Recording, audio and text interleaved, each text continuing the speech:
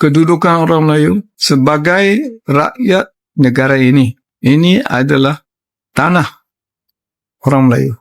Pada tahun 1931 di Durba. Durba itu persidangan Raja-Raja Melayu yang berlangsung di Seri Menanti. Memang sudah ditetapkan.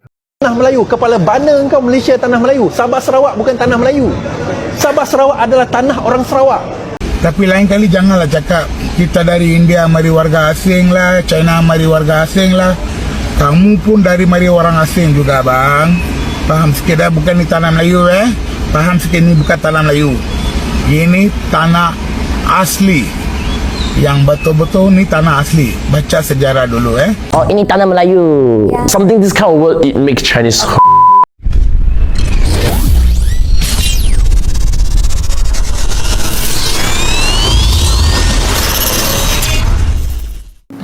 Tanah Melayu ni kalau kita baca dari segi rekod, dalam buku contoh satu buku Dwi Kerakyatan terbitan USM menyebut Persatuan Cina Negeri Selat, okey, SCBA, Straight Chinese Bond Association mereka pernah minta Pulau Pinang tu menjadi negeri koloni. Tadi saya sebut koloni.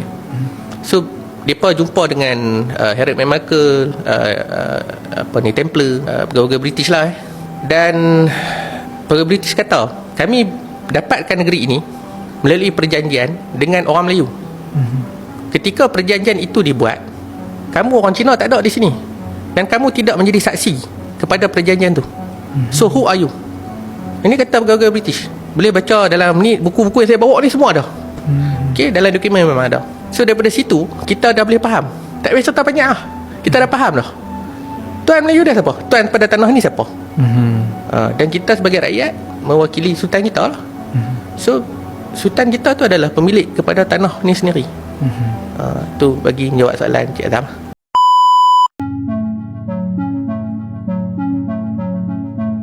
Sering kita mendengar klaim bahwa Malaysia adalah tanah Melayu.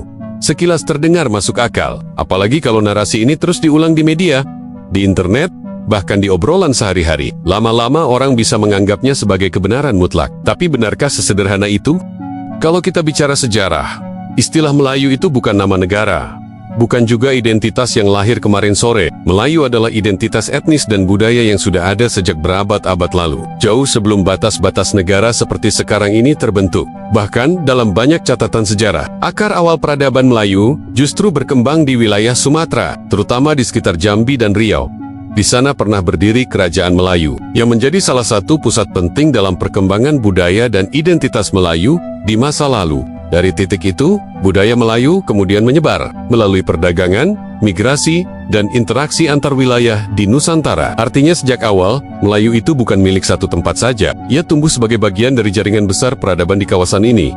Lalu bagaimana dengan Malaysia? Wilayah yang sekarang menjadi Malaysia, khususnya Semenanjung, memang memiliki populasi Melayu yang besar. Budaya Melayu juga menjadi bagian penting dari identitas nasional mereka. Dan itu fakta, tidak bisa dipungkiri. Tapi masalah mulai muncul ketika istilah tanah Melayu digunakan secara luas, mencakup seluruh Malaysia, bahkan sampai Indonesia pun disebut tanah Melayu. Seolah-olah semua budaya, semua suku, dan semua identitas di wilayah ini harus masuk ke dalam satu label Melayu.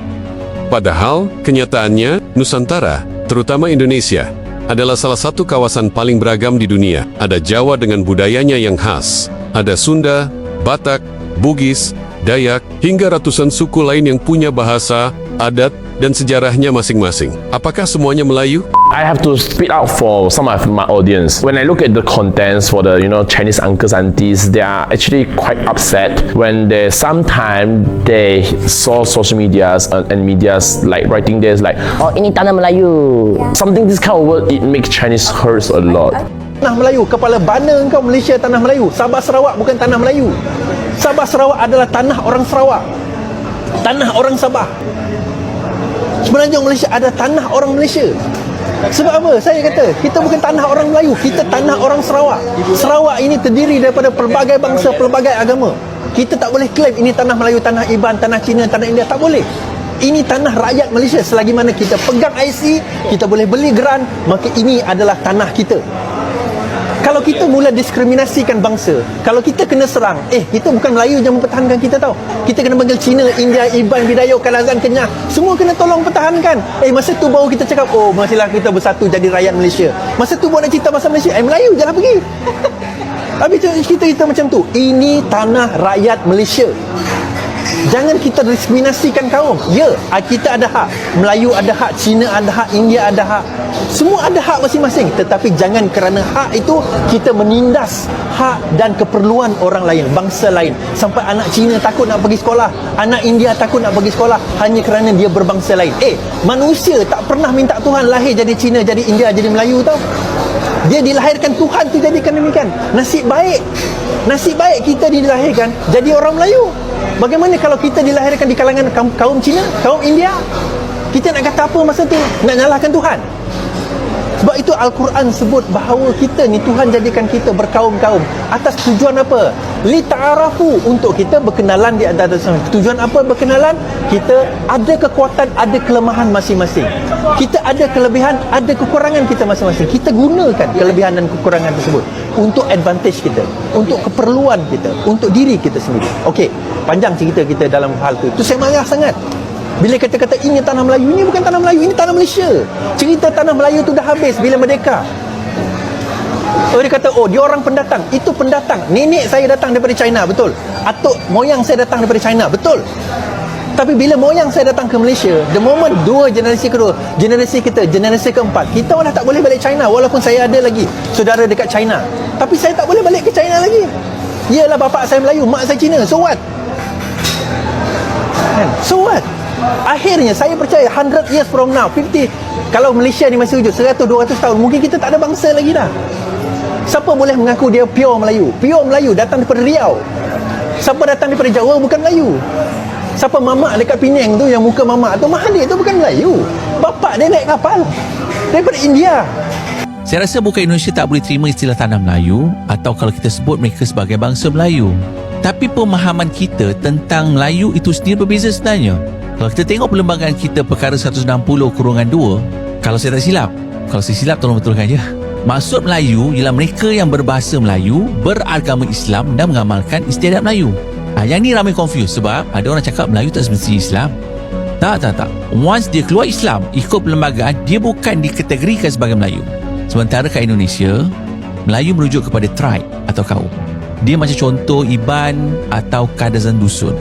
Kita pun, kalau kita cakap orang Iban tu orang Melayu, diorang belum tentu diorang nak terima. Sebab diorang rasa bahasa tak sama, budaya lain, pakaian pun lain.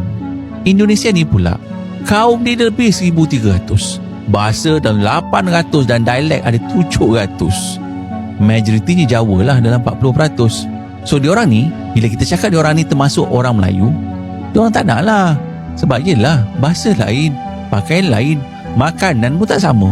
So bagi saya, ini hanya lebih kepada pemahaman tentang maksud Melayu itu saja. Bagi kita, Melayu merujuk kepada bangsa, sedangkan bagi diorang, Melayu itu adalah etnik. Dan satu lagi, kat sana, Melayu tak semestinya Islam. Dan disinilah letak pentingnya memahami sejarah secara utuh, bukan hanya dari satu sudut pandang. Karena ketika satu identitas diperluas terlalu jauh, risikonya adalah mengaburkan identitas lain yang sama-sama punya akar kuat. Dan kalau dibiarkan, ini bisa berubah dari sekadar narasi menjadi klaim. Indonesia sendiri tidak pernah sibuk mengklaim semua itu sebagai miliknya. Tidak pernah memaksakan satu identitas untuk mewakili semuanya. Karena sejak awal, Indonesia dibangun di atas satu kesadaran, bahwa perbedaan bukan untuk dihapus, tapi untuk dirawat. Bahwa keberagaman bukan kelemahan, tapi justru kekuatan. Dan sejarah adalah fakta, tapi narasi bisa dibentuk, dan tugas kita bukan sekadar percaya, tapi memahami.